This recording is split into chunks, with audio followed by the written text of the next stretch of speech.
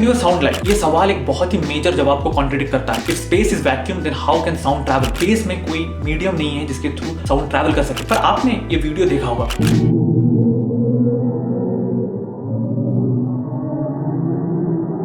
ये था Perseus galaxy cluster का अप्रॉक्स आवाज। तो नासा ने कैसे ऑडियो रिकॉर्ड कर लिया? ये एक छोटा सा मिसकंसेप्शन है कि स्पेस कंप्लीट वैक्यूम है। आपको एक अल्ट्रा सिंपल एग्जांपल देता हूं। लेट्स से कि अर्थ और मार्स के बीच जो डिस्टेंस है वो कंप्लीट वैक्यूम है, पर उस डिस्टेंस में आप अर्थ और मार्स के एटमॉस्फेयर को भी इंक्लूड करते हैं, राइट? जब तक आप प्लैनेट के सरफेस को टच नहीं करते, आप टेक्निकली दो सेलेस्टियल बॉडीज के स्पेस में हैं। अगर एक अर्थ जैसा प्लैनेट अपने अराउंड इतना गैस को पुल करके रख सकता है, तो एक ब्लैक होल, एक क्लस्टर ऑफ गैलेक्सी कितना गैस होल्ड कर सकता है? तो जब एक प्लैनेट या स्टार एक दूसरे से कोलाइड करेंगे तो उनका जो शॉकवेव है वो एक रिपल इफेक्ट क्रिएट करता है in the hot gases of the galaxy, जिसे ultra sensitive deep space probe receive करता है। मैंने कहा पर्सियस गैलेक्सी क्लस्टर का अप्रॉक्स आवाज, क्योंकि जो आवाज आपने सुना उसे एम्पलीफाई करना पड़ा है। हमारा ह्यूमन ईयर उस level of sound wave and pitch को सुन नहीं पाएगा। That sound is million billion times deeper than the limits of human hearing. Share this with your intelligent family, kids, like and follow and check out the channel, question everything and worship nothing.